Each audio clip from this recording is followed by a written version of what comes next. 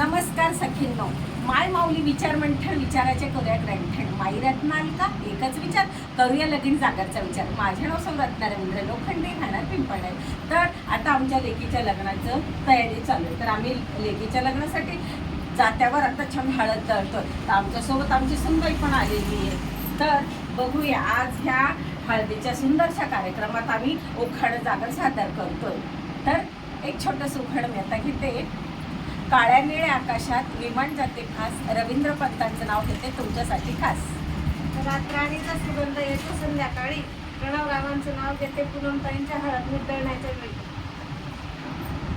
अंकुलावते हळद लागते तुमची, विजय पंतांचं नाव घेते हेच माझे प्रिय संजय. धन्यवाद सखींनो. या लग्नाला